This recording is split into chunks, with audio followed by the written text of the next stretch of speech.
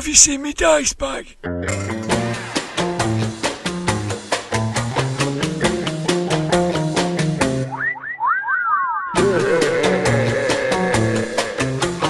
Grognard Files. Hello, my name is Dirk the Dice, and this is the Grognard Files podcast, talking bobbins about tabletop RPGs from back in the day. I'm coming live from my den under the stairs here at Dirk Towers in Bolton, UK. I'm completely and utterly surrounded by my stuff.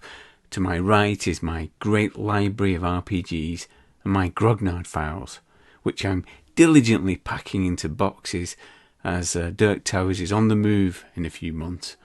I'm finding unexpected things in unexpected corners, including the stats for characters we played back in the day. Nistel the Spider, Dirtram the Desperate, and the Weasel. To my left is the ridiculous homemade shrine to the actor Caroline Munro. I'll just give it a tap. Ah yes, for this episode she has appeared in her original manifestation, her first assignment as the Lamb's Navy Rum Girl. This episode is all about origins, and if you've been following this podcast, you'll know that the first episode was all about the first RPG we played, RuneQuest. And for this episode, we'll be returning to the game and doing a little bit more. It's been a while, but we've had another iTunes review from a listener, Jack Cornelius. This is what he said. A fantastic podcast. If you're a certain age or have a nostalgic bent with a hankering for tabletop RPGs, then this is the podcast for you. Intelligent, reverent, irreverent and humorous, Dirk and Judge Blythe present a personal overview of some of the very best RPGs. Give it a listen and you won't regret it. Oh, thanks for that, Mr. Cornelius. It's the reviews and emails that fill up the energy tank of all podcasts. So do spread the word and write to us at dirkthedice@gmail.com or send a comment via Twitter at the Grognard File or on Google+, like this comment following the first episode. I listened to the two podcasts on RuneQuest and loved them. If you ever want to interview someone about the old days, let me know. Rick Meints. Rick Meints, RPG collector, the author of Meints Index to Glorantha, the definitive list of published RuneQuest material. Rick Meints, the publisher of the Gloranthan Classic series and the Mammoth Guide to Glorantha through Moon Design Publications. Rick Meints, who became the only president in the USA that really matters, the President of Chaosium. He joins us to open the box on his earliest experiences of playing RPGs and to tell the story of how he went from collecting Chaosium output to actually running the company in 2015. One of the biggest projects currently on the new Chaosium's work slate is the development of RuneQuest. They're taking it back to the point where Chaosium last left off and building the new RuneQuest on the classic 2nd edition with innovations and development to organically fuse the rule system with the setting of Glorantha. This means that RuneQuest 6, that was developed by the Design Mechanism under license, has been rebranded and re-released as Mythras. Our resident rules lawyer, Judge Blythe, will join me to review it. Also in this episode, at Daily Dwarf, our good friend from Twitter, will be looking in depth at my favourite department of White Dwarf back in the day, rune rights. So, without any further ado, get in the hobnobs, and ramblers, let's get rambling. Open box. Welcome to Open Box, the part of the podcast where we go back in time and talk about our very first encounters with role-playing games. Once again, I'm reaching out beyond the den to distant shores, Ann Arbor, Michigan, the new home of New Chaosium, the spiritual home of RuneQuest, and the home of our very special guest, President Rick Meints. Hello, Rick. Hello, how are you? I'm good, thank you. I'm right in saying that RuneQuest had its spiritual origins in Ann Arbor? RuneQuest, in many ways did, because it debuted at the Origins Game Fair in 1978, right here in Ann Arbor, Michigan, on the University of Michigan campus. And Origins, for those of you that aren't aware of it, is one of the largest role-playing games conventions in North America, especially back in the 1970s.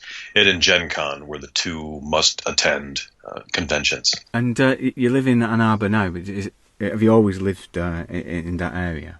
Well, I grew up in Michigan, and originally in the wonderfully named Kalamazoo, Michigan. Always loved the sound of that town, and yes, it is a real town. The home of checker cabs, Gibson guitars, Kalamazoo stoves, and my family. And after growing up there, I went to the University of Michigan for university and lived a number of years in Ann Arbor after that. So just describe to us, Rick, how you got into the hobby. What that very first game, that first experience of encountering role-playing games. It was in the 1970s, which a lot of people call kind of the golden age of role-playing games. And I was over at a neighbor's house, and he was talking about how he had tried to break open a large dragon's egg in one of his games, and he rolled a 19 instead of a 20, so he only cracked it instead of breaking the super hard magical shell. And I started asking questions about it, and he showed me a copy of the Holmes Basic Dungeons & Dragons game that he had. This was about in 77, I think. I remember I was in middle school at the time. But in the end, I went back to my parents and said, hey, my parents had this wonderful philosophy of they were always happy to buy my sister and I books. Didn't matter what the subject was so much, but as long as it was a book, they were almost happy to, always happy to get it for us. And so I said, well, I found a book I'd love to get, and it was the basic D&D home set, actually the box set, but it was still mainly books.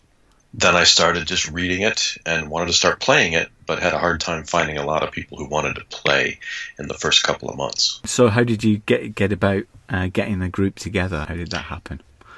It was at school. I had a buddy who was playing Tunnels and Trolls, of all games.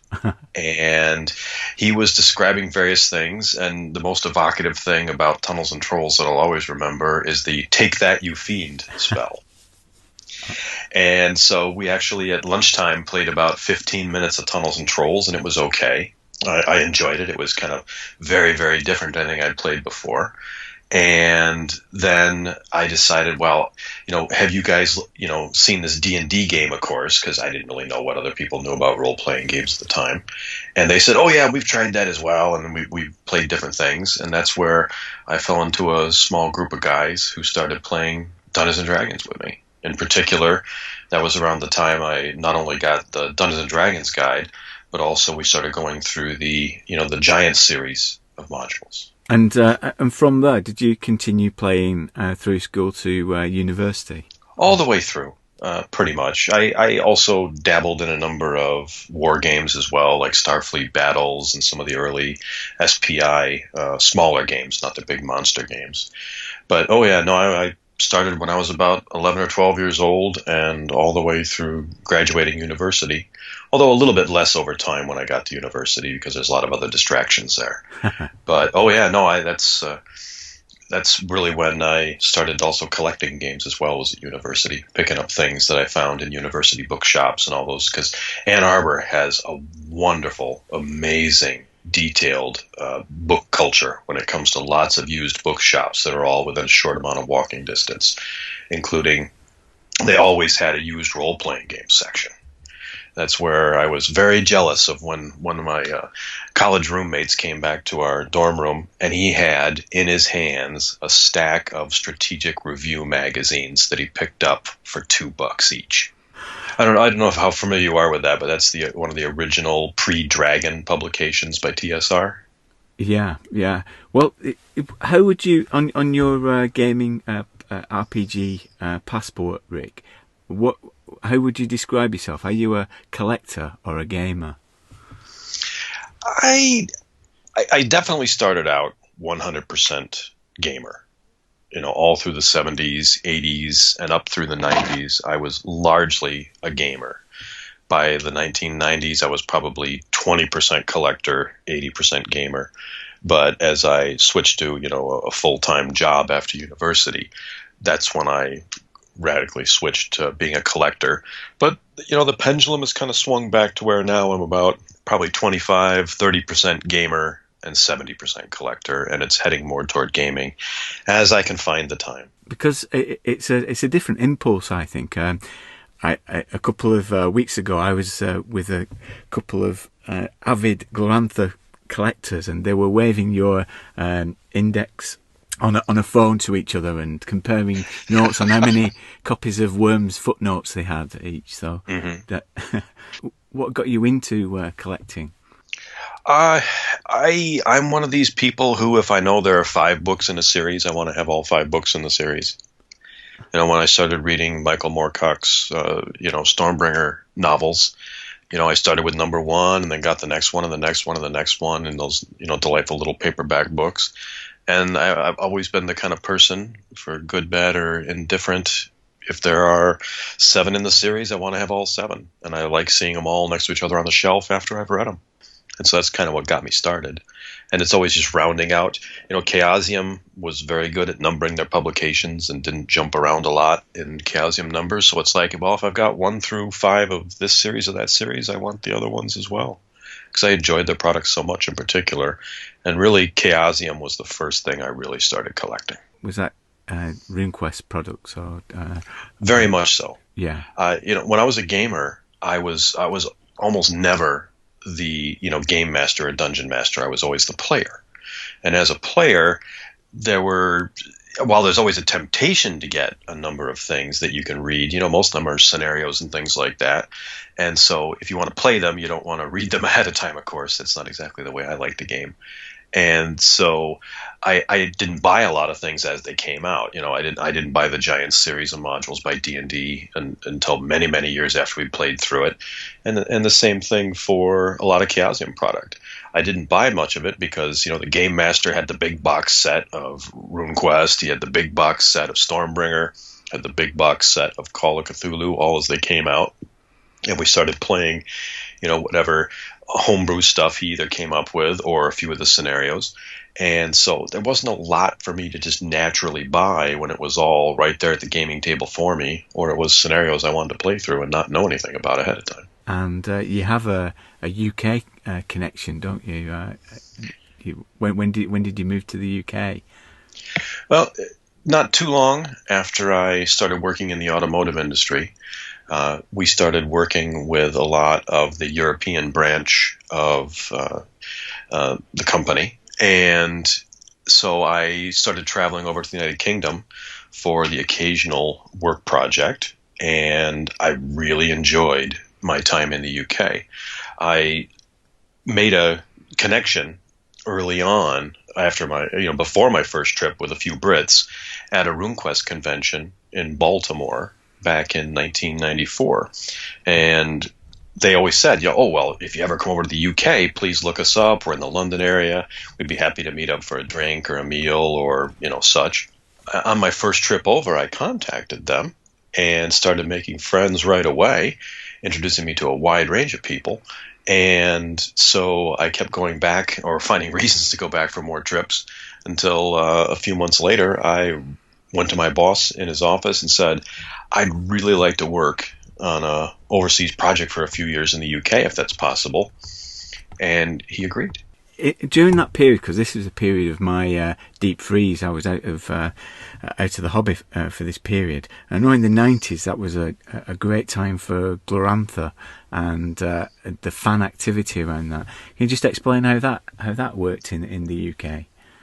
Well, just to back up a teeny bit. Yeah. When I started, my, quote unquote professional career in the automotive industry, largely as a technical writer and a corporate trainer, I used some of my, spare income, as I had it, to buy gaps in my role-playing collection. And because RuneQuest was one of my major interests, I started buying the Avalon Hill supplements that I'd never played through, because RQ3 was pretty much when I'd started slowing down, doing a lot of role playing, because it came out when I was in college in the 80s. But I picked up a bunch of the Avalon Hill books, especially the RuneQuest Renaissance books, written by, people like Michael O'Brien and such. And one of the things, because I got the River of Cradles right in front of me here, I kind of hold it up to the microphone. In the River of Cradles supplement for RuneQuest 3, right at the table of contents, which you kind of naturally turn to, and when you first open a book, at least I do, it has a wonderful ad for Tales of the Reaching Moon, the RuneQuest magazine, published by David Hall in the UK, with distribution in the United States by David Gadbois, and in Australia by Michael O'Brien. And so I contacted David Gadbois and picked up all of the back issues of Tales of the Reaching Moon magazine that he had available.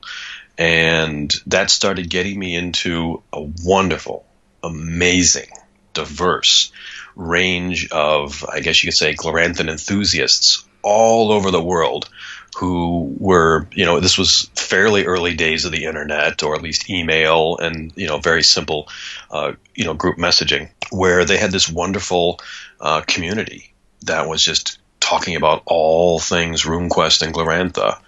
And I was able to join that just by reading that advert in River of Cradles.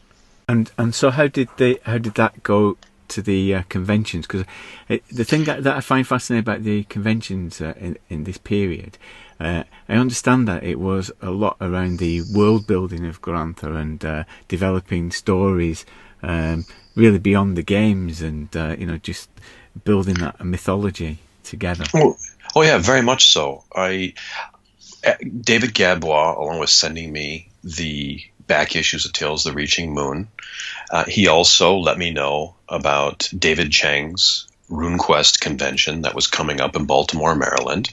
And I just basically decided a few days ahead of time, because I didn't find out about it months and months ahead of time, to go to Baltimore, since it's a fairly short flight in the United States, just about an hour, and stay at a nearby hotel, and went to the convention just kind of as a walk-in, buy the badge on the day, and see what's there. Because I really didn't know anybody in person at that time. I'd only just started dipping my big toe into the waters of the online Gloranthan community. And that's when I met, for the first time, Greg Stafford, who I had him sign, because I brought a number of copies of my collection with me, and I was hoping to get him to sign them, and he very patiently sat down, and we talked about the different things that I was having him sign, signing things like my copy of Pavis, my copy of Big Rubble, copy of Cults of Prax, and so along with meeting Greg, I got to meet a number of the people from the UK, including Nick Brooke, who I listened to in the storytelling contest tell a wonderful Gloranthanized version of a kid's fairy tale. And I met Michael O'Brien and a number of others as well, Dan Barker, and the list just goes on and on from the UK gaming scene. They had all come over because they ran a similar convention like that over in the UK, known as Convulsion. And that eventually transferred into Continuum, didn't it, later in the decade? Yes. Convulsion ran every other year, starting in 92, then 94, and 96, the first year I ended up going to it. And then when David Hall and a number of the other organizers decided to retire and move on to other things, they'd already done the convention many, many times. That's when the name in 2004 became Convulsion was C4, so it was 2006 is when it switched names over to Continuum, and it's been running every other year since. And how did Moon Design Publications emerge from that? Well, I moved to the UK in 1995 and started spending, time every week with the Reaching Moon Megacorp, as it's known. That was, David Hall's publishing operation, doing Tales of the Reaching Moon magazine, doing some other individual small supplements. They did Tarsh War, Rough Guide to Bold Home, Rough Guide to Glamour, and a few other publications like that. And I just mentioned to David early on that, hey, one of the things I do as my day job is I'm a technical writer, and I do documentation and basic layout, nothing super fancy. And so he was saying, well, as it just so happens, we need somebody to help with the layout of Tales of the Reaching Moon. And so starting with issue number 14 all the way through the last issue, issue 20, I was the layout guy. I learned a lot of great stuff from Steve Thomas. And then talking with the guys, RuneQuest was basically out of print by then. Certainly a lot of the classic supplements were out of print. And so with Moon Design, I decided with another graphic designer and layout guy, Colin Phillips, well, why don't we ask Greg, who he always came over for the Convulsion Convention and some of the other European conventions like Tentacles down in Germany and the wonderful Castle on the Rhine. Built up a decent friendship with Greg. I said, well, since Avalon Hill is basically done publishing RuneQuest and all that, and Greg had just left Chaosium a year or so before Moon Design started up, we, after a lot of back and forth with emails, say, hey, we'd love to get some of the classic Glorantha material back into print, and so would you be willing to let us do Gloranthan Classics, and with a brand new company called Moon Design Publications, started by Colin Phillips and I in 1999. And he said yes. And so so just talk through how you got the gig of president. Well, Moon Design started in 1999, and it allowed me to build up a long-standing working relationship with Greg Stafford as a licensee. He started with the 4 main volumes of Gloranthan Classics. That's over 1,000 pages of all the early RuneQuest supplements. Cults of Prax, Cults of Terror, Pabas, Big Rebel, Griffin Mountain, all those things. He got used to seeing that we could, deliver a quality product. We paid our royalties to him on time. We were, trying to expand what we were doing in the industry. And so he let us become the publisher of his HeroQuest game and all the HeroQuest supplements as well, because Greg was in a phase of his life in, about 2005, 2006, where he went down to Mexico for a few years and was teaching English as a second language in Oaxaca down in Mexico. And so he pretty much was taking a big break from gaming entirely, other than I know he did some gaming while he was down there. But in terms of being a publisher, developer, things like that, he was taking a big break. And so he just kept saying, you can get more involved in more things. And so we became, Moon Design became the licensed publisher of all things HeroQuest. And so, then, in about 2013 or so, I'm trying to remember the exact timing, Greg had been back, and that's when we did the very large Kickstarter. It was actually 2012. We did the large Kickstarter for the Guide to Glorantha, that monster 2-volume, 800 pages of hardcover, just hardcore Gloranthan goodness. And so he saw us being very commercially successful with the, Guide to Glorantha Kickstarter. And so when Chaosium was having all of its problems in 2015, it was sad to watch what was happening with the Call of Cthulhu and Horror and the Art Express Kickstarters. And, in 2015, I wanted to help Greg. So I volunteered. Just so we can understand what it's like being the president of a games company. What is your average day? What do you have to deal with on a day-to-day basis?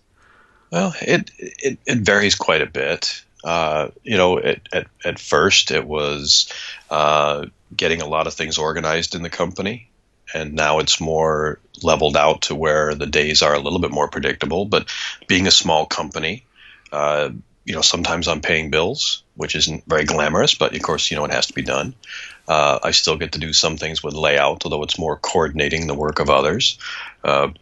This morning I was working on our soon-to-be launched new board game, or card game, I should say, Con of Cons, and was doing some of the tweaks on the print-and-play version of that, getting ready for the Kickstarter of it.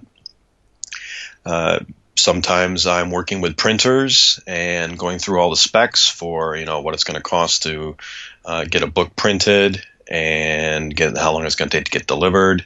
I do an awful lot of production-related setup. It all depends. And when you're faced with a big project, so the new RuneQuest that's on the horizon, what's the biggest challenge in a project like that? Which element of it causes the most headaches? Well, RuneQuest is something that all of us in the company truly, dearly love. It's really one of the games that really brought us all, Neil, Jeff, Mob, and I. It's the one that really brought us all together. That's how I met all three of those guys. I met Michael O'Brien in Baltimore at RQCon 1. I met Neil and Jeff at one of the other RQCons out west. And so that's how we all got our start, and it's one of our main games that we still play. But with RuneQuest, it's a combination of trying to develop new and interesting parts of the Gloranthan universe, and fine tuning the rules to fit in Glorantha. And it's also trying to stay true to its roots, because it has a very long, rich history dating back to 1975 when White Bear and Red Moon came out. I guess that's the exciting part, isn't it, of the project, the creation of the game. The thing I find fascinating, and the great endeavour that you guys have addressed, is all the logistical effort required to deliver a project like that. Just getting the shipping sorted and the Kickstarter and those kind of things. What's that like? Well, I certainly do an awful lot of my job, and it's not one of the things I said in my typical day, but it's definitely a big part of my typical day is staying on top of finally wrapping up the Horror on the Orient Express Kickstarter and shipping out the very last backer items for that, coordinating the final items for the Call of Cthulhu 7th Edition Kickstarter, and keeping the RuneQuest Classics Kickstarter going. Those all fall under my watch, especially RuneQuest Classic. And so, a lot of the less glamorous side of any Kickstarter is, shipping a lot of product, dealing with missing items, damaged items.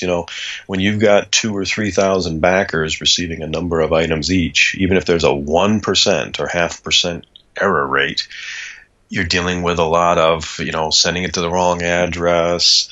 We forgot to include, one of the handouts, or this slipcase got crushed by the postman when he left it on the porch, and then of course it rained on it, so it's wet as well. So we get lovely photos, a little bit heartbreaking, of catastrophically damaged product. Is like, did a gorilla throw this around inside of its cage for an hour before it got delivered? And but we take customer service super, super seriously, and it's one of the things at Chaosium we've really tried to turn around as quickly as possible, is being not only really responsive to these kind of things, but trying to head them off so things are packaged better. Less damage is likely, although you can't prevent it entirely. But yeah, the kind of the non-glamorous shipping and stocking of stuff, even setting up the two other warehouses, one in the UK and one in Australia, just so people can get their stuff hopefully quicker and with less postage costs, because postage costs have just been insanely going up in cost over the last few years. So yeah, we deal with a lot of that as well, and it's certainly part of my day job every day. So when you're not doing the a day job, Rick, I know that one of your pastimes is a Eagle Scout leader. So what kind of things do you get up to with that? Well, I've been part of the Boy Scouts since the 1970s when I was a Cub Scout and then a Boy Scout, and I did earn my Eagle Scout in 1983. I'm certainly very proud of that. It gave me a lot of skills that have carried on throughout all of my life. And, of course, one of the big things in scouting is paying back what you got out of it. And so I've been an adult leader in scouting, starting when my boys became of scout age. So I started out as a Cub Scout leader and became a Cub Master.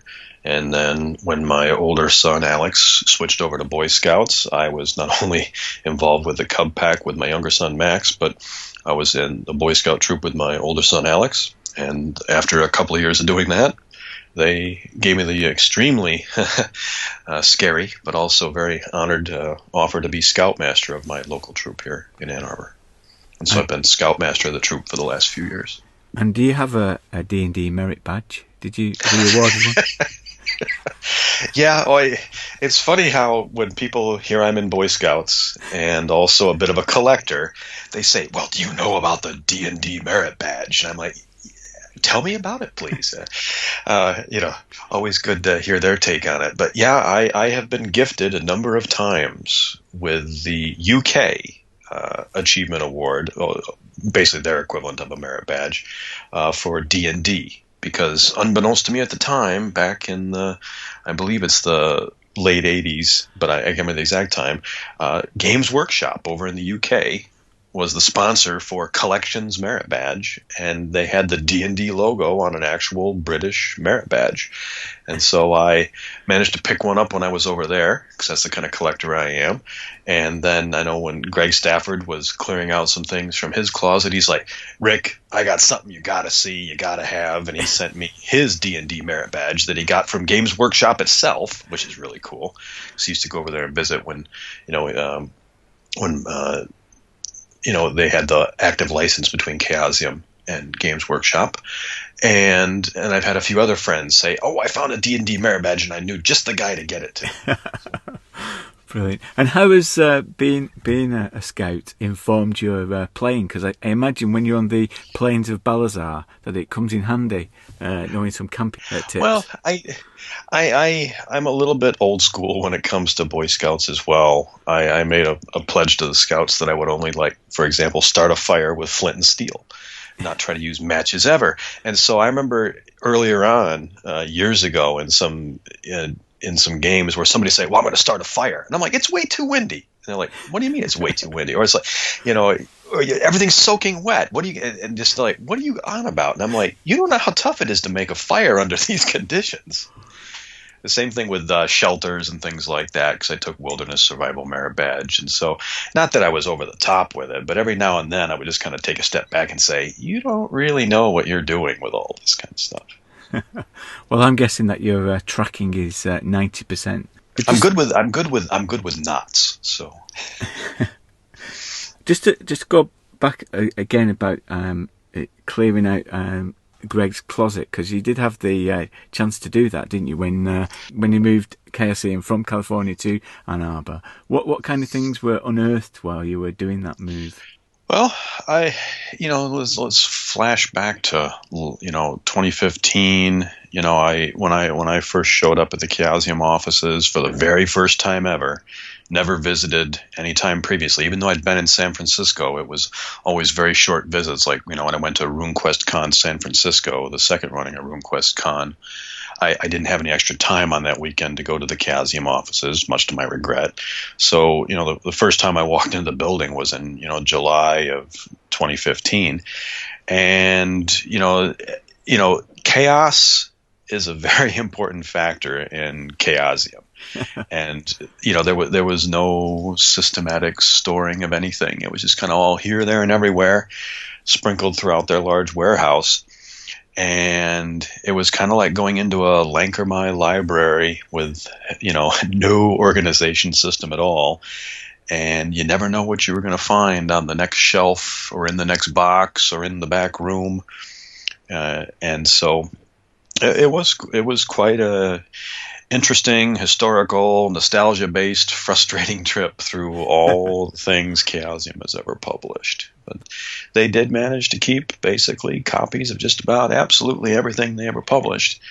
And so when we were there, we just started, a little bit every day, take a break from working on accounts payable or going through the mail or shipping out Kickstarter packages or things like that. And I'm going to take a break and I'm going to sift and sort through a couple of boxes back in the warehouse or tackle this shelf and, next to the break room or things like that.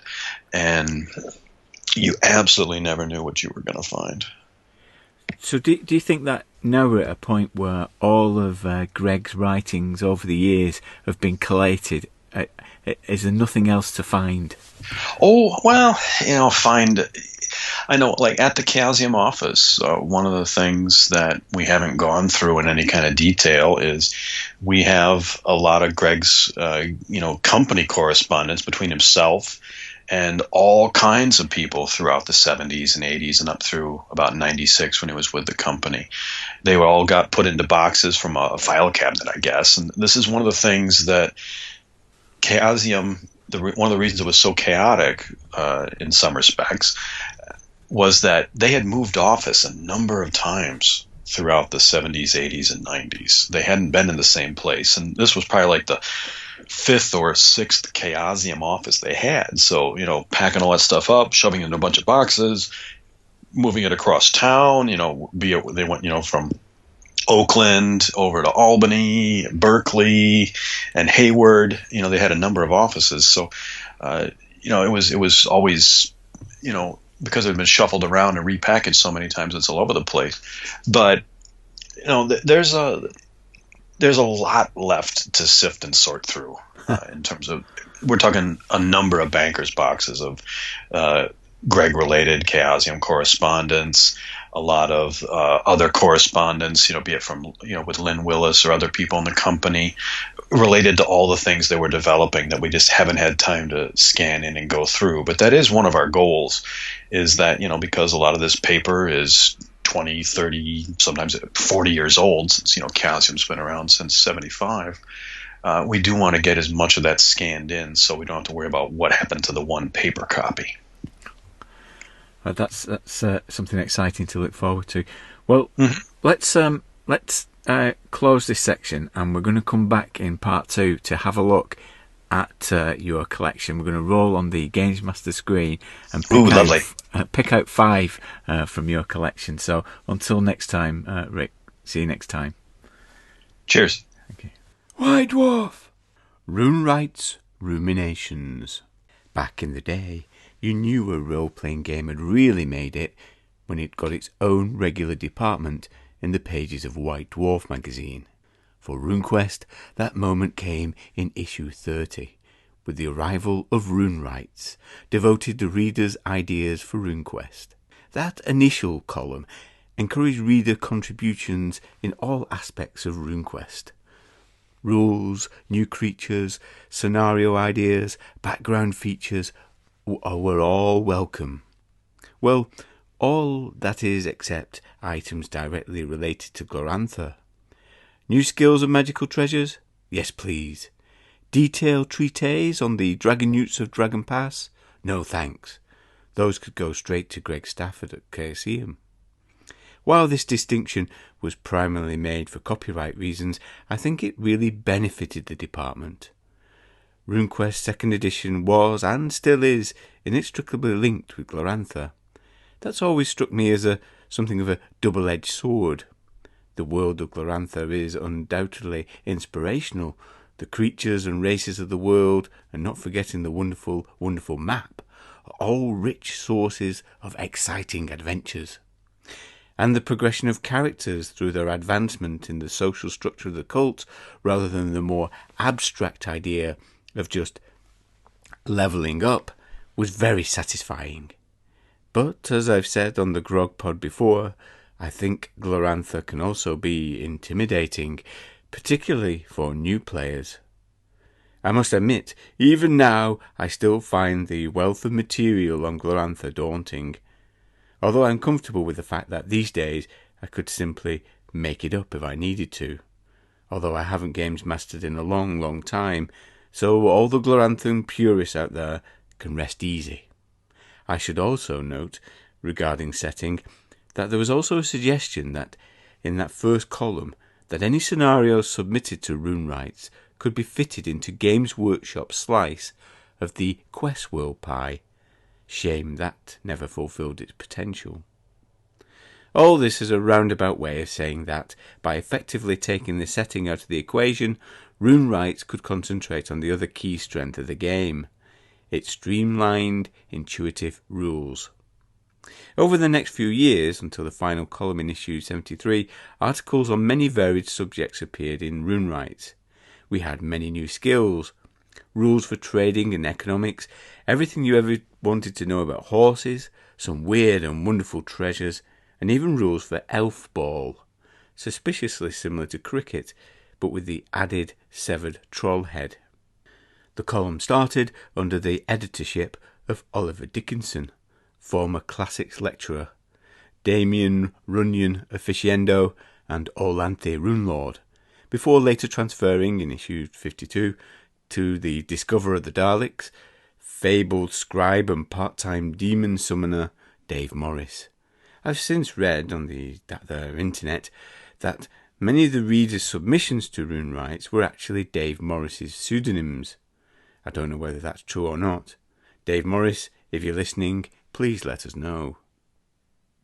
Reading all the Rune Rights columns together, several common themes emerge, and I'd like to look at 3 in a little bit more detail. Combat, creatures, and magic. Combat. Ah yes, combat, the crunchy heart of the RuneQuest rule system, with hit locations, parries, and strike ranks. RuneQuest upped the ante in terms of introducing a level of realism to fantasy RPG combat, at least compared to the other game. And of course, as part of that realism, it could also be deadly. Incapacitation and lost limbs were always a possibility. Even the highly trained and experienced Rune Lord was still vulnerable to a lucky trollkin with a slingshot. But apparently RuneQuest combat still wasn't realistic or deadly enough for White Dwarf readership, as numerous articles featured in Rune Rights that extended the combat rules to add extra authenticity. The first Rune Rights column of issue 30 started the ball rolling with some fairly straightforward rules additions for unarmed combat from Ed Varley. By the end of the column, that lucky trollkin, not content on being a threat to rune lords everywhere, had progressed to murdering little old ladies by throwing them to the ground. Best just to avoid trollkin completely, I think. Now, as I say, the rules were straightforward, but they seemed to stir up some controversy with the RuneQuest cognoscenti.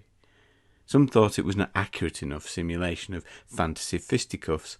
Others thought the training costs were too low.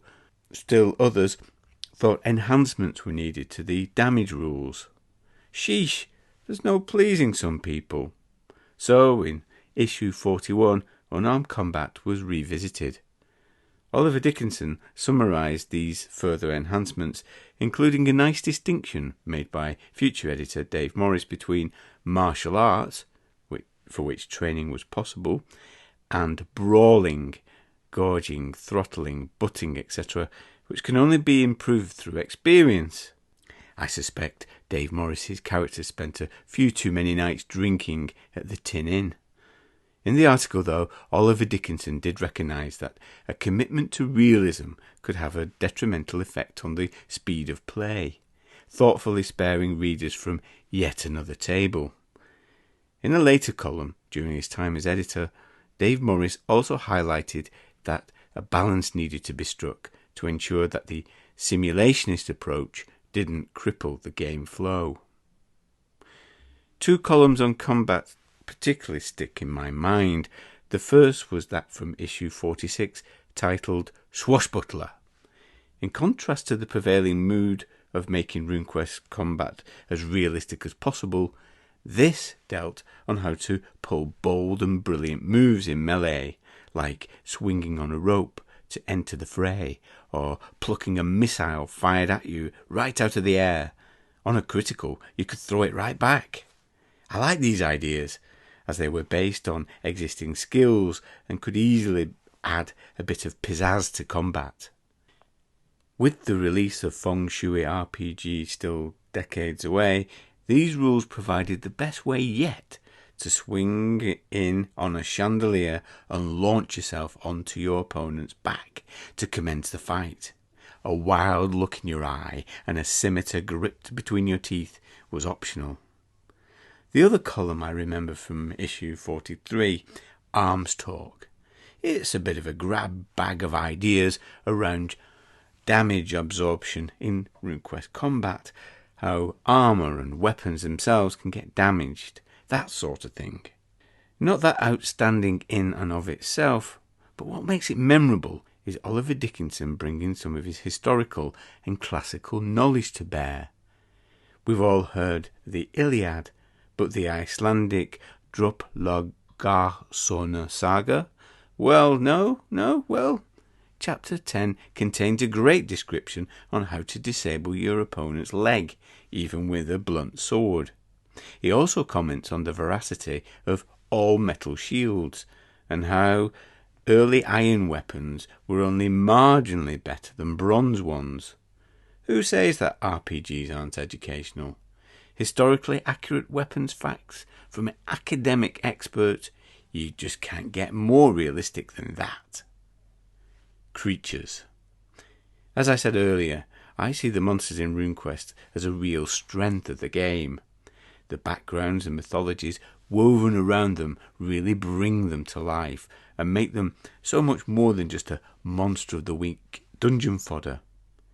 As the good Judge Blythe has said before, it's telling that Chaosium didn't need to produce endless compendiums of new monsters to keep RuneQuest players interested. But, as we've said in earlier grog pods, RPG players just can't resist creating new monsters, and the contributions to RuneWrites were no different.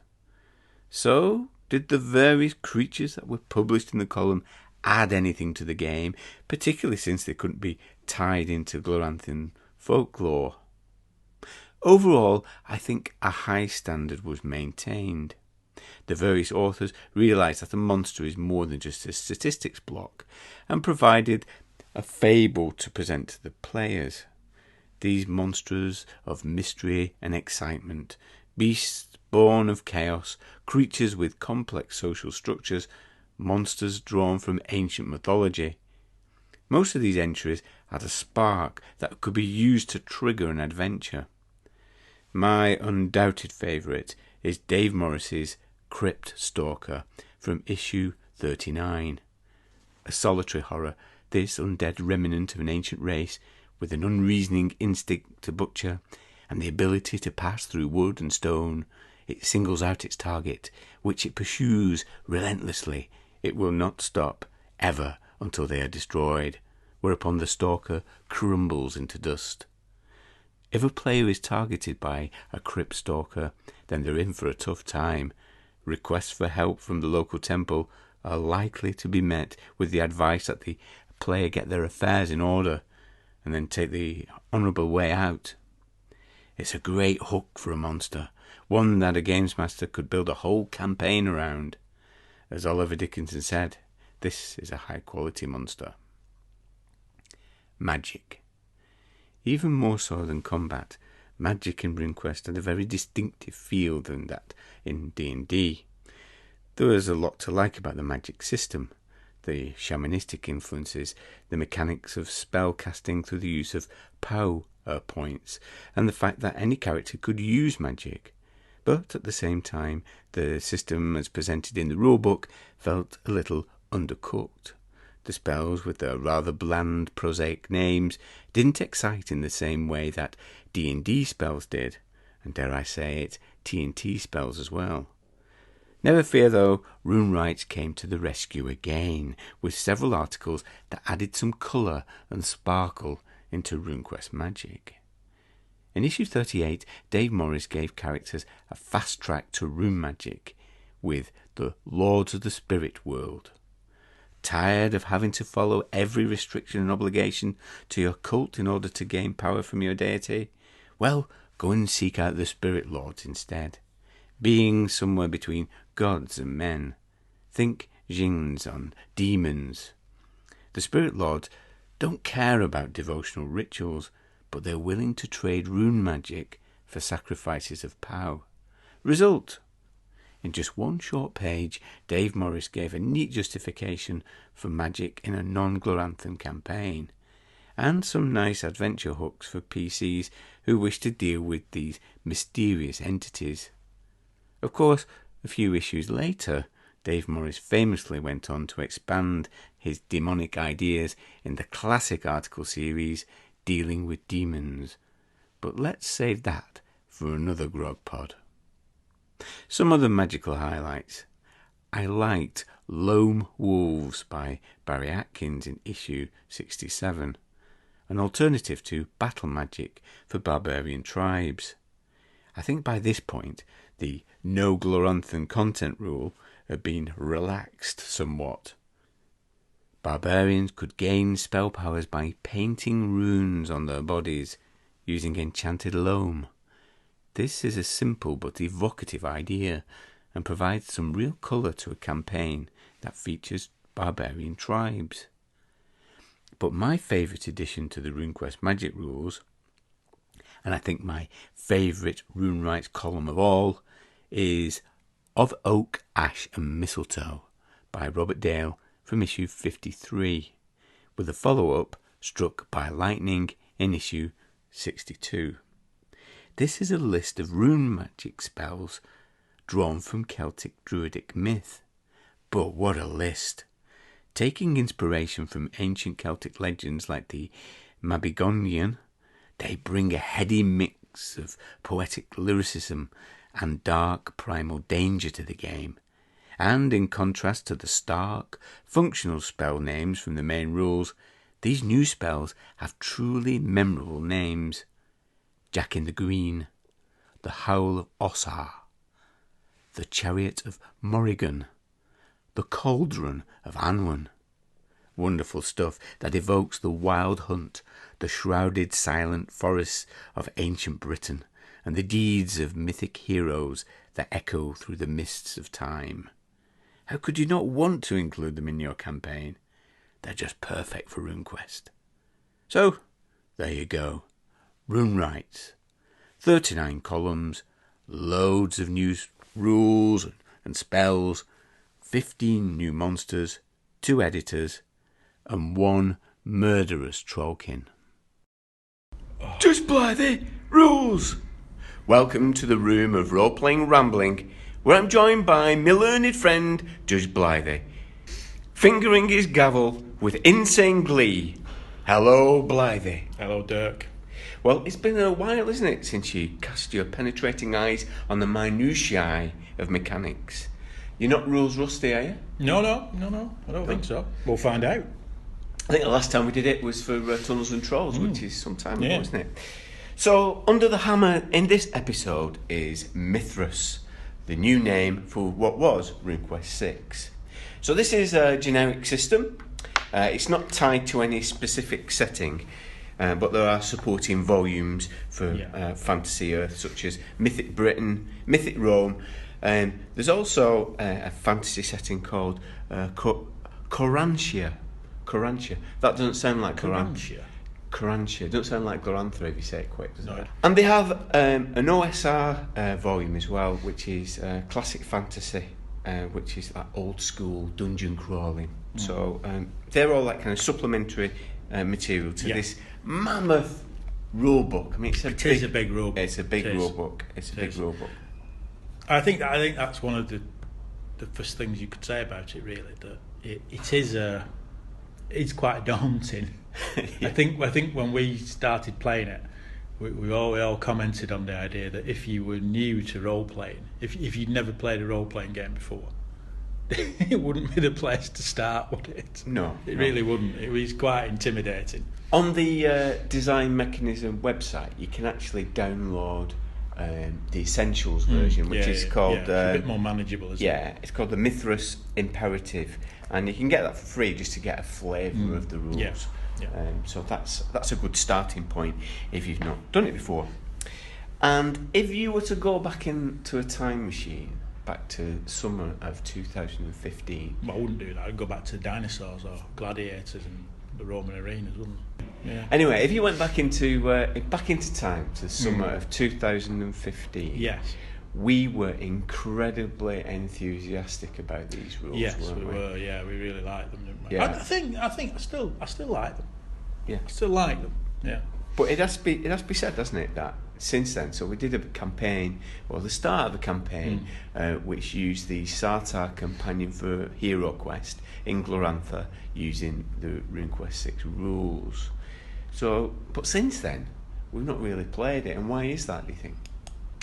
Well, I think the reason for that, I don't think it's necessarily a reflection of the game. I think it's more a reflection of us, because we've always had this theory, haven't we, that we came to role playing and travelled through role playing from a simulationist point of view. So our favourite game back in the day was always RuneQuest, 2nd edition RuneQuest, and we played D&D, we played Travel, and we've talked about them. But we always liked RuneQuest because we felt it simulated what it would be like to have a fight. It had hit locations. Yeah. It was quite dangerous. Armour absorbed damage. You parried with a shield. It didn't just add to your armour class and all that sort of stuff. So we came at it from a simulationist and tactical as well, wasn't it? So this idea that the way to defeat an opponent was by using tactics. Yes, RuneQuest 2 offers you all that, and RuneQuest 6, Mithras. I'll keep calling it RuneQuest 6. In Mithras, it's a very, very similar. I mean, I think what Mithras does very, very well is it pushes the simulationist element of role playing to the absolute limit of playability. So it is playable, but if it went one step further, it wouldn't be. Yeah. If it went one step further, you'd be in aftermath territory, wouldn't you? Where you'd be thinking, what are 8 locations for every finger, 8 ears, after all the D100 for every 9 damage to your elbow. So you're saying it's a hair's breadth away from a GU simulation, it's chivalry and sorcery. It's a hair's breadth away from that. But what they do very well is they don't go that far. So it's a simulationist game. And I think what's changed with us is the games we're playing now are less simulation. Yes. So we've played Night's Black Agents, for example, is role playing as if you're in a movie, isn't it? Yeah. It's not saying what's obviously they're all rooted in a kind of reality.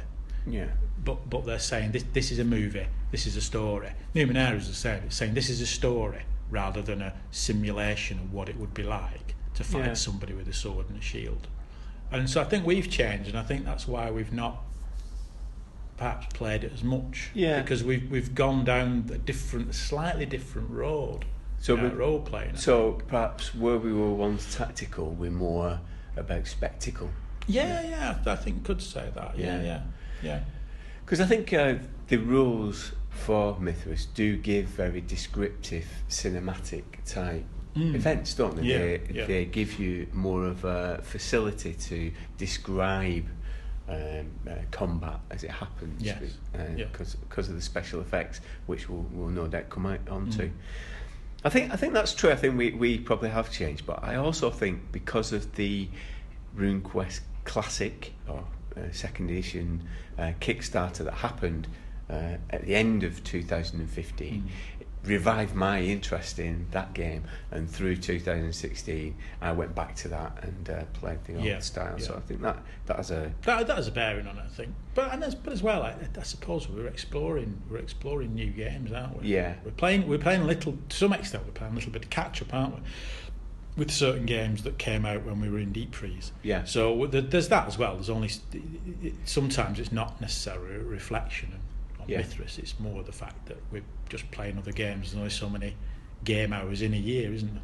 The reason we turned to Mithras or the 6th edition rules was, it's got the DNA of basic role playing. So it's got the essential qualities, but there are some key bits that go. There's the stuff that we like, actually. So strike rank disappears. Appears in a different way. Resistance tables. Goes. Who'd thought? I mean, that's a key component, isn't it? Yeah. That goes.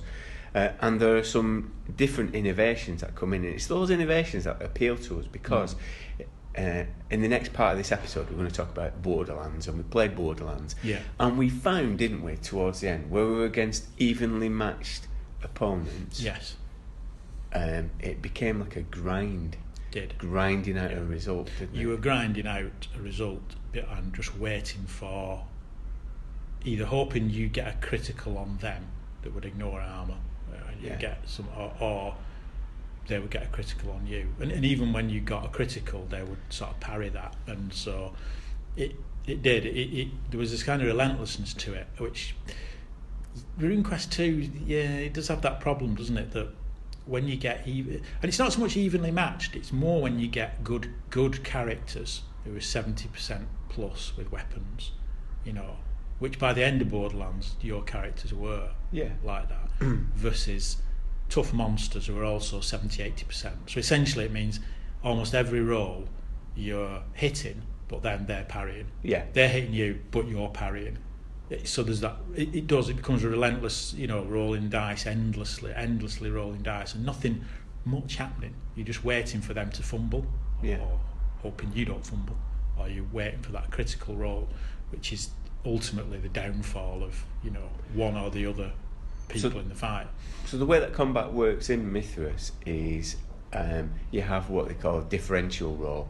Yeah. So if you so the first thing to say, and this is something I like, is that they combine the attack and parry skills as one skill, as a fighting style. Yeah, and that's an interesting thing. The fighting styles are interesting because it's not just a case of you can pick this sword and this shield and this. You get a selection of weapons. So when we played the Sartak campaign, we were barbarians or Lanthi barbarians, weren't we? Who had a fighting style of a spear, short spear, medium shield, broadsword. And what's interesting about that is you think around the weapons you've got. So it wasn't a case of we decided to pick a spear and a shield. It was that's what these tribes use, and we developed a tactic of throw your spear in first, hopefully you hit them, and then go in with the sword. And that in itself is interesting, isn't it? Yeah. Because you've got a style of fighting rather than a selection of weapons that you've just picked. Yeah, and it's just one skill, that, isn't it? So one percentage number. Yes. So if you're using your spear or your sword or if you're using that in that combination, that is your one. So I think that's a good innovation. And that's part of the simulation thing, because when you read a little bit about Roman foot soldiers or Roman cavalry or Vikings, that's how they operated, isn't it? They did do that. They had a style and a way of operating with like a Roman soldier with a shield, big shield and a short sword. This is what they did, and it was all like one fluid movement of sorts. It wasn't like they were crap with the shield but really good with the short sword, or great with the shield but a bit crap with the short. Like in RuneQuest 2, you can be like that. You can be uneven with your shield and weapons. You can be great with the sword but you're useless with the bow. But in real life, soldiers were trained to use that combination of weapons. Yes. So that's a good innovation. The other thing, this differential. So where if you're successful in an attack and a parry fails, you can then choose a special effect. And that will depend on your weapon. So if you've got an edge weapon, you could choose to bleed an opponent. So if you break through the armour and make a cut, you've found a vein, and you've kind of incapacitated your opponent. So that was really good, but it makes it very, very deadly, doesn't it? It makes it very deadly, it does. But you're right, it adds a lot of colour to the fight. It moves you away from that constant attack, parry.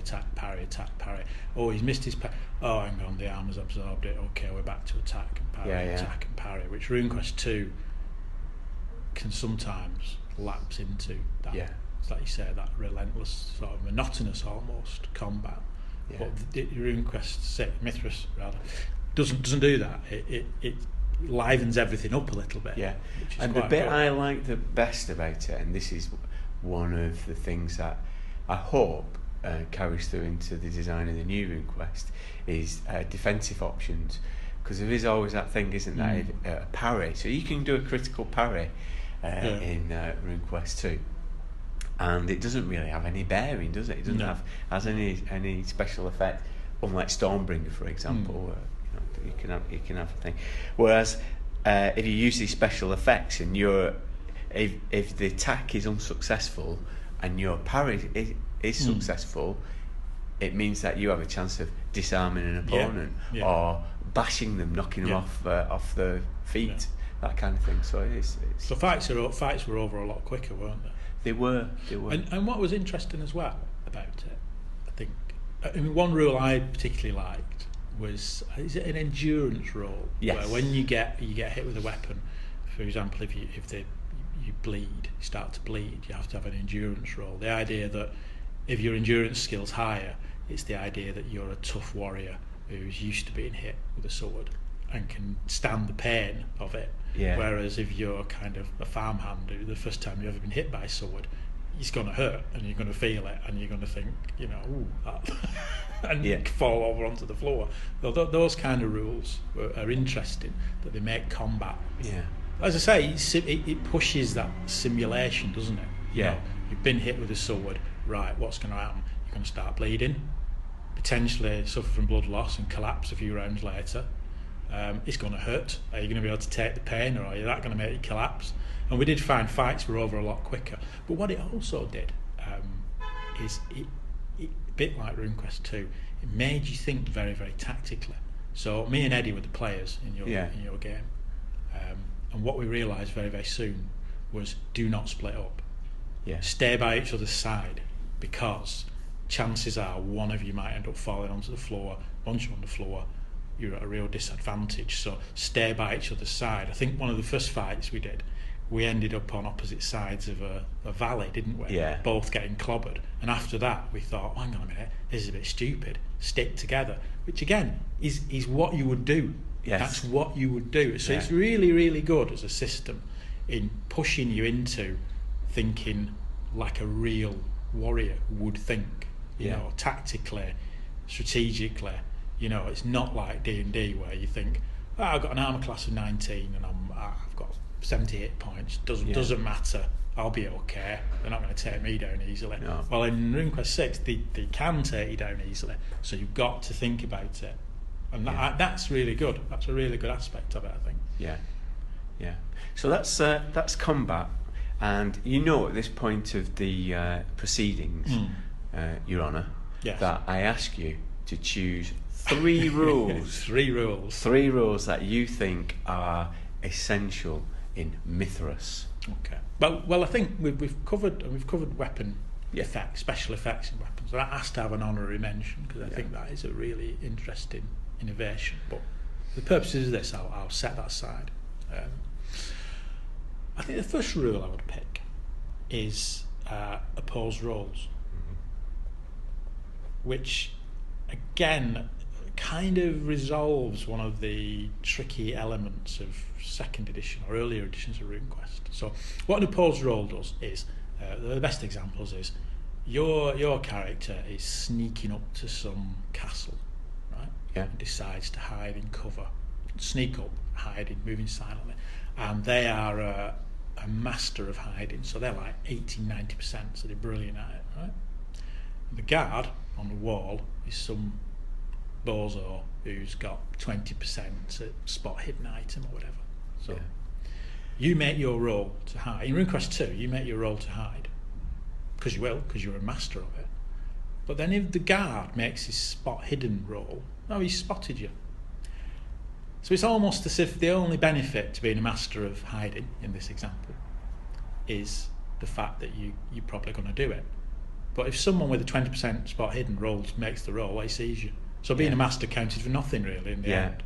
What opposed rolls do is, in that situation, you both roll, and if you both achieve the roll, whoever rolls highest is successful.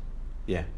Which is a bit tricky. It's hard to get your head around as a basic role player, a RuneQuest player. It's hard because your gut feeling is always the lower the roll, the better. Yeah. Because obviously the system is based around percentages, so you always rolling under. You always want a low roll to roll under the percentage. But what opposed rolls do is it accommodates the fact that if you are, to go back to the example, 90% at hiding, you're so much better at it than the guy who's looking for you, who's only 20% at looking for people who are hidden. So if you roll an 89, you've done it. If he rolls a 15, he's done it. But the fact you rolled so much higher means you're still hidden. Yeah, it is counterintuitive. Yeah, and it does need you to change your behaviour, because what we tended to do was scoop up the dice. And you roll it, don't you? Scoop up the dice, but you need to leave them on the table. You need to leave them on the table to see remember what you've got when the other guy rolls. I don't like how you called him a bozo though, Well, I'm just thinking. I'm thinking of your NPCs in these games. It tend to be, don't they? Bozos with Brooklyn accents. Well, he's just trying to make a living for his family. Is he? Yeah. You don't know that. Yeah. He might be a castle with evil cultists, and he could be intent on bringing Glantha or whatever it is to its knees. Carantia. Bless you. One of the things that it does do with skills as well is to it has like degrees of making things hard, doesn't it? Yes, difficult. It does. You can knock things down a bit. Yeah, knock things down proportionally. Now, that caused us some difficulty, didn't it? Yeah. Because our maths, our mental arithmetic, somewhat limited. Ain't that great, is it? So if you're doing something that was hard and reduced by a third, for example, so 55%, but you said, well, it's actually a hard thing to do. So we rely on Eddie. Yeah. Well, even Eddie was saying. Even Eddie struggles. Not 20% off. Not 20%. Well, it's RuneQuest 2 mentality. Yeah. Not 20% off. No, it's got to be proportionate, because if you're better. Proportionate. Yeah. Because exactly. 20% is no use.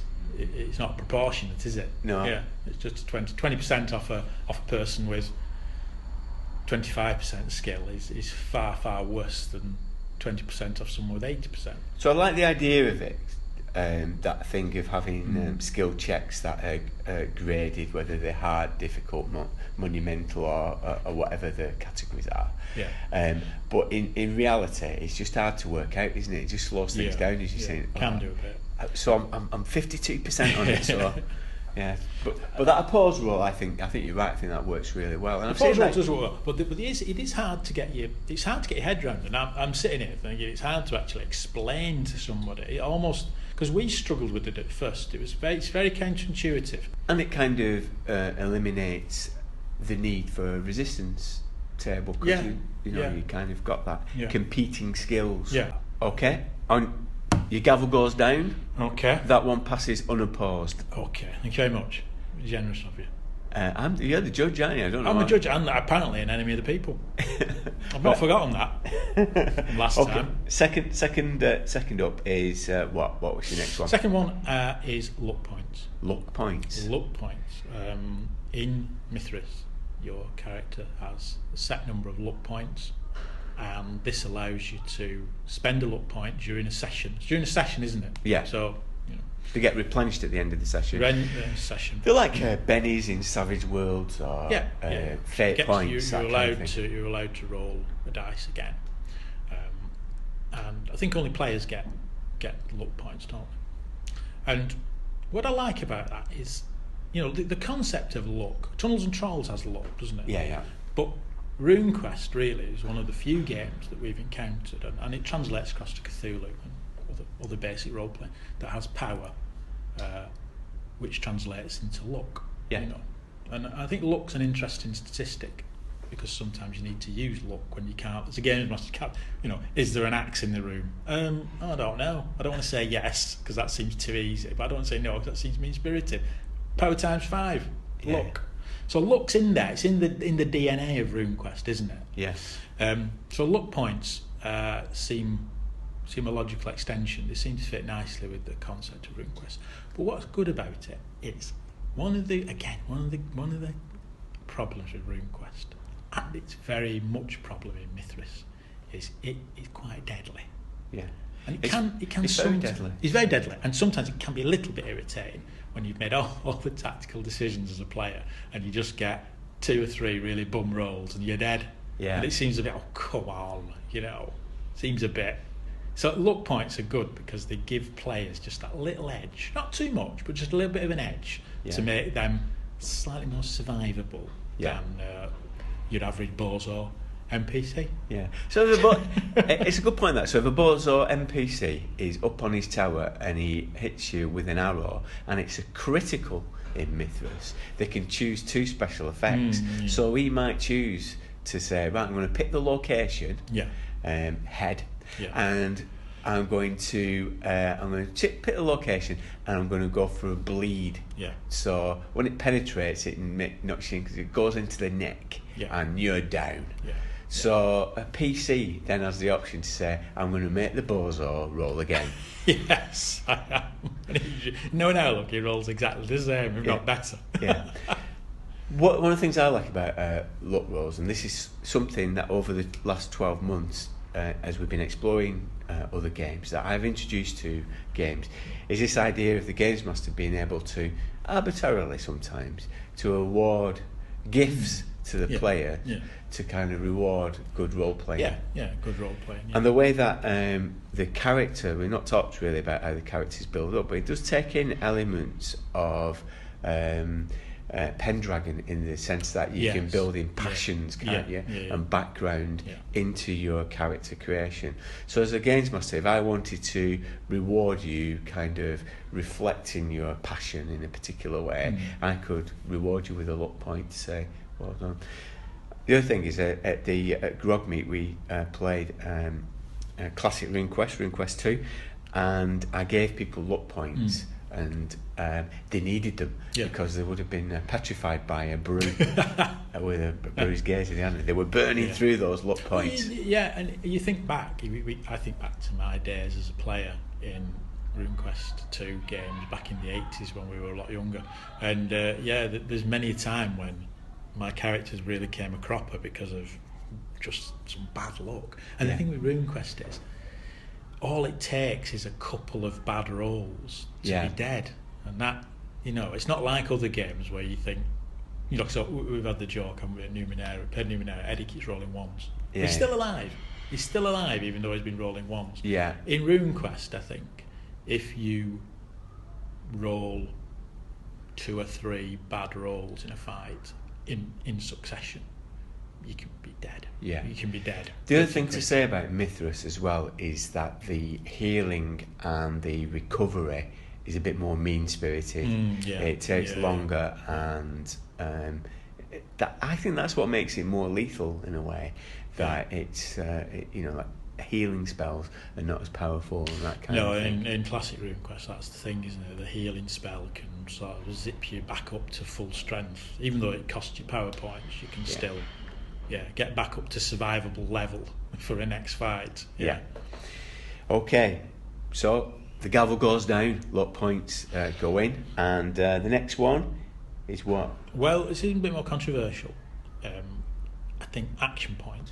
Action points are controversial. They are controversial. Put it forward. Well, I like the action point because, just to summarise, in Mithras, you, depending on dexterity and various other factors, you get a number of action points. So I think an average action points is 2, isn't it? 2, which means in a fight, combat, you can attack, do one proactive thing, which will cost you an action point.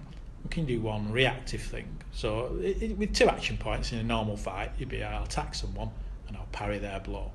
But if you're quick and you're agile, or you can get more than one action point. So I think I played a character with 3 action points. You could potentially have 4 action points. What I think it does, it's a neat way of resolving that perennial role-playing problem of multiple opponents. So it's always easy to explain a fight and deal with a fight when it's one-on-one, isn't it? Yeah. Always gets complicated when you've got 2 opponents. So in classic RuneQuest, we've always struggled and fluctuated between, I've got 2 people attacking me. They're both going to attack. I can attack one of them and I can parry one of them. Can I parry both of them? And I think over the years, we've gone from you can parry as many times as you like, which seems slightly unrealistic. Can you do that? Could you do that? Surely you're outnumbered. That's the problem, being outnumbered. But we've also gone down the other road of saying, no, you only parry once, which means you get clobbered, which again makes you think, well, it might be realistic, but it seems a bit harsh. What action points do is they're quite clear that if you've got 3 action points, for example, you can attack once, and if you've got 2 opponents against you, you've got 2 spare action points, so you can parry twice. It's quite clear what you can and can't do.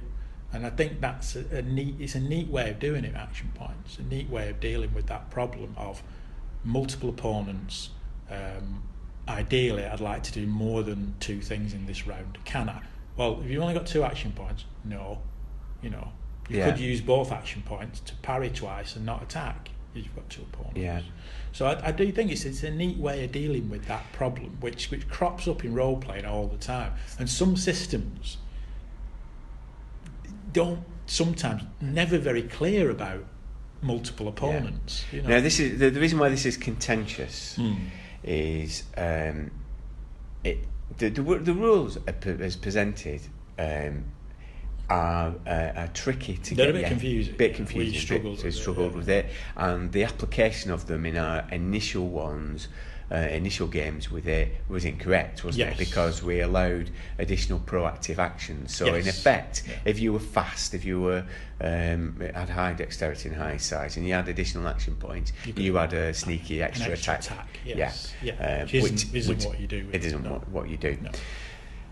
My difficulty with it, and the reason why I don't particularly like it is I'm perfectly happy with strike rank as stands, because I think what it does is separate out two things, doesn't it? So initiative, so order of when things happen, is separate to action. Whereas with strike rank, for me, it neatly brings the two together. So it kind of determines what you can do in a round with your strike rank, and it kind of says in what order you'll do it. It does, but you still, with strike rank does do that, and if you've got enough strike rank to attack twice, well, no, you can't always attack twice. No. Only if you choose not to parry. Yeah, but I mean, don't get me wrong, I think strike rank's a really good rule. It is a good rule. It's a good way of initiative, because it's about dexterity, size of your weapon, it all bundled up into one point in one figure, which is, strike rank's a great rule. I think when we covered RuneQuest, we said that it was one of the rules we picked, wasn't it? It was a good rule. But as I said, I like the action points, because they're doing something slightly different from strike rank, in that what they're saying, that the action points are talking about what you can do in a combat round. And as I say, I do think sometimes in many games we've played, you get that problem of, right, you've got two opponents, or you've got three opponents. What can I do? Bit like Five Eyes Temple in RuneQuest 2 Borderlands, where you were kind of mobbed by newtlings with tridents. So you were fighting 4 or 5 newtlings each. Now, these newtlings were quite puny and struggled to penetrate your armour. But it's that problem of, can you just parry one newtling attack, and the other 4 you just have to hope they miss, or hope your armour absorbs it? There's an argument for that. Or can you parry, given that parry in RuneQuest 2 isn't dependent on strike rank, which it isn't, because it's a reactive thing, can you parry more than once? And sometimes your instinct as games masters to say, a couple of opponents, I'll let you parry, I'll let you try and parry both, because I want to be generous to you. But then on other times you think, I don't know, that sits against the idea of being outnumbered. But I think action points essentially say, quite strict, and saying, you've got 2 actions here. I think the way... Or you've got 3, or you've got 4, because you're quicker, so you can do more than he can. I think the way I've resolved it is to have, you can parry once, one attack, but you've got if you've got a shield, it's got a passive ability to absorb damage in certain locations. So that's the other way we dealt with it. I think the difficulty for me with it is that every time it's come up, every time we've used it, it's caused debate. And to me, that just slows down the action. So for this one, I'm not going to bring down the gavel. You're not going to bring down the gavel. I'm not going to bring down the gavel. I'm going to hit you with it. Are you going to parry? I am. I'm going to use both action points to parry. Right. So we've talked a lot about it, and I'm not going to give you a chance to talk about a fumble rule yet, a rule that doesn't work. I don't think we have played enough Mithras to kind of be firm on what things we don't like enough. No, and I don't think there's much. I don't think there's much that we don't like, is there? No. I can't think of much that I don't like about the mechanics of the game. Like I said, I think it does a very good job. I think the only thing you wouldn't like about it is, in more general terms, that if you're not that interested in a simulationist RPG that, as I said earlier, pushes to the limit of playable simulation, then you won't like it. Because we've played RuneQuest 2 with people who were D&D players and didn't like RuneQuest 2 because they felt it was too deadly and too. And I suppose if you feel that about RuneQuest 2, you really are going to feel it about Mithras, because Mithras is even more deadly and even more tricky in terms of the minutiae of combat. Getting hit in a location and, like you say, bleeding and making an endurance roll. So if it has a flaw, it's a flaw based on taste, I suppose. If you don't like that kind of thing, you're not going to like Mithras. But if you do, you are. Before we depart, let's just talk a little bit about magic, because we feel differently about the magic, don't we? So my view on the magic is, on my initial reading of it, I thought it dealt with the different types of magic, because it's a generic system. It presents different forms of magic, so folk magic, animism, sorcery, and mysticism. And it presents it, and the rules around it are relatively similar. So you've got some choices about the intensity of your spell, and the spell's treated almost like a skill. Spellcasting ability is treated like a skill, and there are skills amongst that. And I quite liked it. And I quite like, because of the way that I am, I quite like how the folk magic is all that kind of boring stuff in life, like tidying up. Yes. There is a tidying up spell. Tidying up spell. Why wouldn't there be? Yeah. The first thing you'd think of it. So you've got all those kind of mundane stuff that you would have as a person who just needed to make life easier through the manipulation of magic. And then it allows you to do things that are more powerful. This is where we differ, isn't it? Well, because it's not so much the magic system feels half-baked, because I don't think it does. I mean, there's an element of that, because there's 4 different types and they're just done generically. So in theory you could use one type and ignore the others, couldn't you? So I think you could say, I'm going to have sorcery and that's the only magic available, or you could say the folk magic is the only magic. So you can pick and mix, and that's not necessarily a bad thing.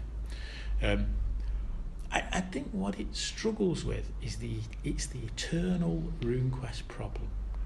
Or any system problem. Well, it's more of a problem for RuneQuest, because RuneQuest never really come to terms with it, has it?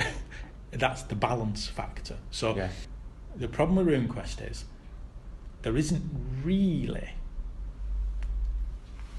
There is, but there sort of isn't really a price to pay. So it's that problem of, if you make someone in RuneQuest give them access to powerful magic, well, they can wear armour and carry a sword and do all the things the guy who can't have access to that magic can have. So that's the nub of it. And I'm not sure Mithras really resolves that. I think it's still a bit of a problem. So when I read the sorcery rules, there's sorcery rules, and you can have more powerful spells, which are more like traditional wizard spells, aren't they? They're not like folk magic. They're like proper, transforming things into other things and all that.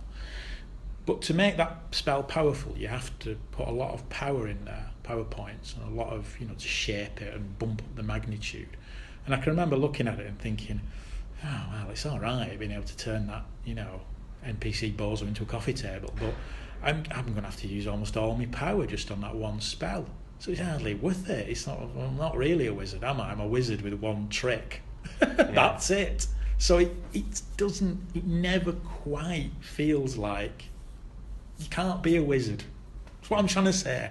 You can't really be a wizard, because there's still that hangover with RuneQuest of, if you let someone be a wizard, they've got everything everyone else has got as well.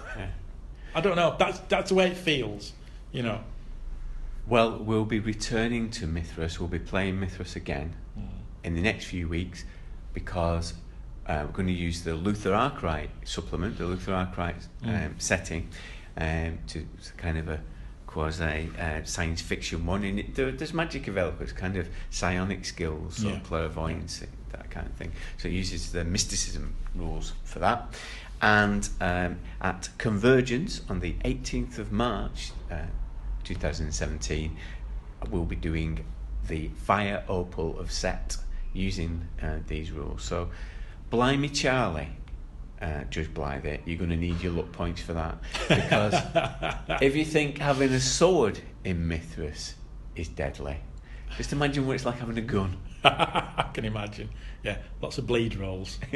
Bleeding hell. It's got a gun. Okay, you can stop fingering your gavel. Thank you. We're going to draw it to a close for today. Thank you very much, Blythe. Goodbye. Bye. There isn't one. Rick will be back in the next part of the episode to face the Games Master screen, to pick at random 5 items from his collection and look back at the time playing them. We'll also be opening the box on Borderlands with Judge Blythe and reflecting on the campaign. I've been talking bobbins about RuneQuest in the great echo chamber of the podcastiverse. I appeared as a guest on Dissecting Worlds podcast, where Kihar and Matt pitted Gary Gygax against Greg Stafford in a head-to-head discussion that inevitably ended up being gamist against narrativist styles of RPGs, with interesting diversions along the way. Hey, if everyone else is reducing the world to oversimplistic dichotomies, then why can't I? I also games mastered an actual play for any nominated podcast, the RPG Academy. I was a visiting fellow as part of the trial series. I took them to Gringle's pawn shop as a Duck Humacti death squad with fun results. You can catch the podcast as it's being released in 3 parts by subscribing to them. It'll be followed by The Recap, where Michael, Scott and Caleb will reflect on their experience of playing RuneQuest. As I've said before, I'm not a fan of listening to actual play. For me, the fun comes from playing. It's not a spectator sport, and I always feel like a eunuch in a brothel. But I know many people do enjoy them. The session was broadcast over Twitch and on the RPG Academy YouTube channel. You can go over there if you fancy seeing my wide-eyed tongue rolling. It was very late and I was fighting a cold. Well, go and watch it there if you want to see it. We're presently planning the next Grog Zine and Grog Meet for this year, and revamping Patreon with some new goals. If you want a PDF of the first Grog Zine, it's available for download at the Patreon site. The podcast will always be free, and the Patreon just helps to cover costs and help us to develop content and support other projects. Thank you very much to new Patreons Vivienne Dunstan, Christian Richards and Dwayne Woolley for joining at the $1 supporter level. We have some new members who've joined at $5, and I'd like to roll them a gift from a table relevant to the episode. I'm going to roll on my favourite RuneQuest table and award them with a chaotic feature. First up is Sean Hillman. I think he sounds like he comes from Snakepipe Hollow, so let's give him a roll. 47.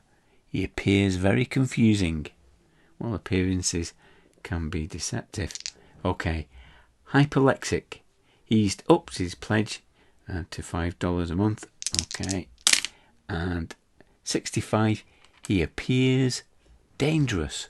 Once again, let's hope that appearances are deceptive in that case.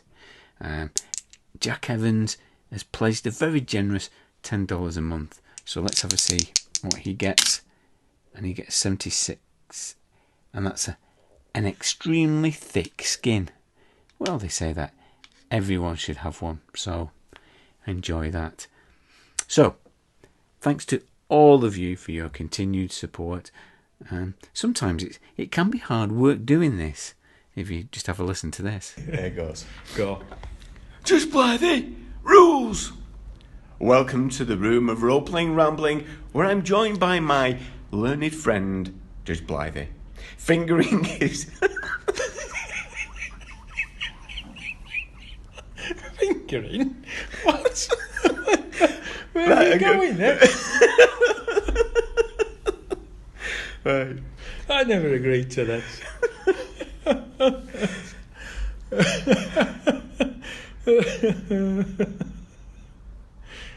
Just play the rules. Welcome to the room of role-playing rambling, where I'm joined by my learned friend, Judge Blythe.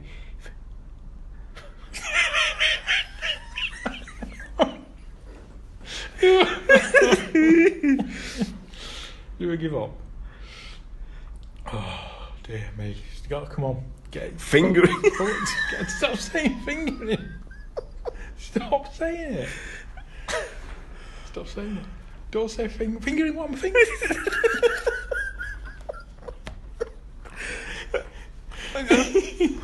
Right. Until next time, adios, amigos.